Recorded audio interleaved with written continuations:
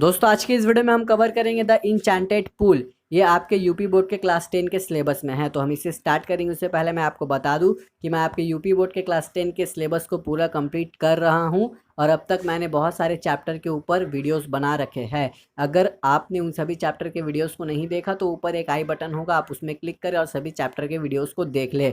और हाँ, साथ में आप हमारे चैनल को भी सब्सक्राइब कर दें, क्योंकि जब भी मैं आपके सिलेबस से रिलेटेड वीडियोज़ बनाऊँगा वो आपके पास पहुँच जाएगा। तो दोस्तों यहाँ हमें बताया जाता है कि जब पांडवस वनवास में थे तब उनमें से जो सबसे बड़े भाई है युधिष्ठिर, इन्हें प्यास लग जाता है। जी हाँ, इन्हें पानी चाहिए था पीने के लिए, तो इसलिए ये अपने भाई भीम, अर्जुन, नकुल और सहदेव इन चारों को एक एक कर कर भेजते हैं ताकि वो पानी ला सके। तो बहुत सारा वक्त गुजर गया लेकिन ये चारों अब तक वापस नहीं आए। जी हाँ, ये चारों अब तक वापस नहीं आए हैं। तो युधिष्ठिर यहाँ पर बहुत ही परेशान हो जाते हैं और इन्हें अपनी भाइयों की चिंता होती है। तो ये सोचते हैं कि कहीं मेरे भाइयों को किसी ने शराब तो नहीं दे दिया, या अब तक वो लोग जंगल ही में है। तो ये सभी चीज़ें युधिष्ठिर सोचते हैं और अब ये निकल पड़ते हैं अपने भाइयों को ढूंढने के लिए। और युधिष्ठिर ये भी सोचते हैं कि कहीं उनके भाई मर तो नहीं गए प्यास के कारण, या कहीं पर बेहोश तो नहीं हो गए। तो ये सभी चीज़ें दोस्तों युधिष्ठिर सोचते हैं।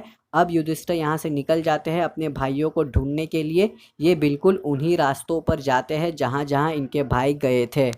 तो अब चलते चलते युधिष्ठिर एक मैदान के पास पहुंचते हैं। इस मैदान में दोस्तों बहुत सारा ग्रीन ग्रास यानी कि हरी घास है। तो यहाँ पर ये आकर देखते हैं, यहाँ पर एक पानी का पुल है। जी हाँ, इन्हें एक पानी का पुल मिल गया और ये जो पुल है ना, इस पुल के चारों तरफ घास है। जी हाँ, घास से घिरा हुआ ये पुल है। अब अचानक से युधिष्ठिर देखते हैं कि इनके चारों भाई भीम, अर्जुन, नकुल और सहदेव यहाँ पर बेहाल पड़े हुए हैं। जी हाँ, चारों भाई यहाँ पर लेटे हुए हैं बेहोश। ये सभी चीज़ों को देखकर युधिष्ठिर बहुत ही दुखी हो जाते हैं और ये रोने लगते हैं और कुछ देर बाद ये फेस टच करते हैं। जी हाँ, ये भीम और अर्जुन का चेहरे को छूते हैं और ये कहते हैं कि अब तो वनवास खत्म होने ही वाला था, अब ये क्या हो गया।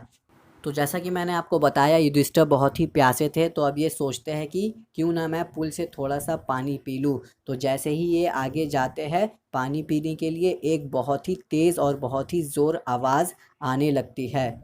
ये आवाज़ युधिष्ठिर से कहती है कि तुम्हारे चारों भाई भी मेरे पुल के पानी को पीने की कोशिश कर रहे थे, तो इसलिए मैंने उनका ऐसा हाल कर दिया। अगर तुम भी मेरे पुल की पानी को पीने की कोशिश करोगे तो मैं तुम्हारा भी कुछ ऐसा ही हाल करूँगा। युधिष्ठिर यहाँ पर समझ जाते हैं कि ये आवाज़ यक्ष की है। तो अब ये जो यक्ष है ना, ये युधिष्ठिर से कहता है कि अगर तुम्हें पानी को पीना है तो मेरे कुछ सवालों का जवाब दो। तुम जैसे ही मेरे सवालों का जवाब दे दोगे तब तुम ये पानी को पी सकते हो। तो यहाँ से मैं एक एक करके सवाल बताऊंगा जो यक्ष ने किया युधिष्ठिर से, और युधिष्ठिर ने जिन जिन सवालों का जवाब दिया।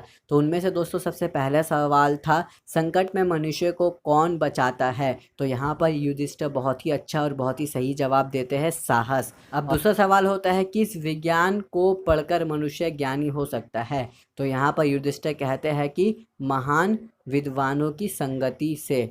अब सवाल होता है कि हवा से भी तेज़ क्या चलता है। तो यहाँ पर युधिष्ठिर बहुत ही अच्छा जवाब देते हैं, वो है मन। जी हाँ दोस्तों, हमारे मन में बहुत सारे ख्याल आते रहते हैं। अब चौथा सवाल होता है कि घास के तिनके से ज़्यादा मुरझाया हुआ क्या है। यहाँ पर जवाब आता है, दुख से भरा हुआ हृदय। पांचवा सवाल ये आता है कि यात्री का साथी कौन है। इसका जवाब आता है ज्ञान। अब इसके बाद नेक्स्ट क्वेश्चन होता है, घर पर रहने वाले का साथी कौन है। तो यहाँ पर जवाब आता है पत्नी। अब सवाल आता है कि मरने के वक्त हमारा साथी कौन होता है। इसका जवाब मिलता है धर्म।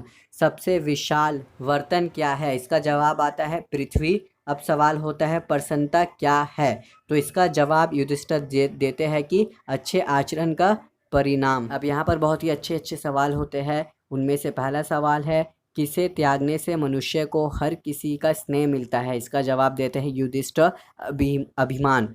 अब नेक्स्ट क्वेश्चन होता है, किसका नाश होने पर दुख के बजाय सुख मिलता है। इसका जवाब देते हैं युधिष्ठिर, क्रोध।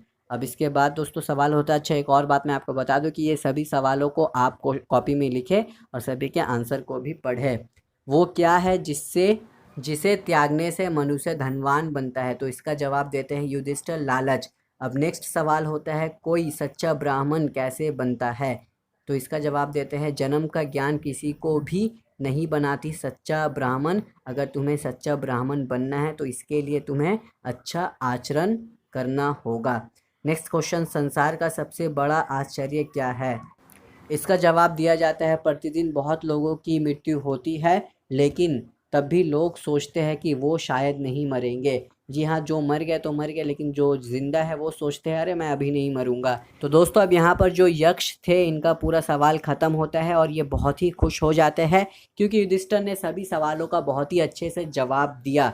तो अब यहाँ पर यक्ष खुश होकर युधिष्ठिर से कहते हैं कि अरे मैं तुमसे बहुत ही प्रसन्न हो गया हूँ, तो अब तुम मुझसे किसी एक भाई की जान को बचा सकते हो। जी हाँ, चारों वहाँ पर लेटे हैं, तो यहाँ पर यक्ष कहते हैं कि तुम किसी एक का जान को बचा सकते हो। लेकिन मैं आपको बता दूं लास्ट में खुश होकर ये जो यक्ष है ये दोस्तों चारों को ही जिंदा कर देते हैं। जी हाँ, चारों अब यहाँ पर बच जाते हैं, कोई भी यहाँ पर नहीं मरता। और लास्ट में हमें पता चलता है कि ये जो सवाल कर रहा था ये तो यक्ष था, लेकिन दोस्तों ये यक्ष नहीं था। जी हाँ, ये यक्ष नहीं था, ये थे यमराज। तो यहीं पर ये ख़त्म होता है पूरा चैप्टर। दोस्तों मुझे बताइएगा आपको ये कैसा लगा, आप कमेंट में मुझे बता सकते हो। और हाँ दोस्तों, मिलेंगे आपसे बहुत ही जल्द अगले वीडियो के साथ। और हाँ, मेरे एक और चैनल है जिसका लिंक आपको डिस्क्रिप्शन बॉक्स में मिल जाएगा, तो आप जाए और उसे भी सब्सक्राइब कर ले।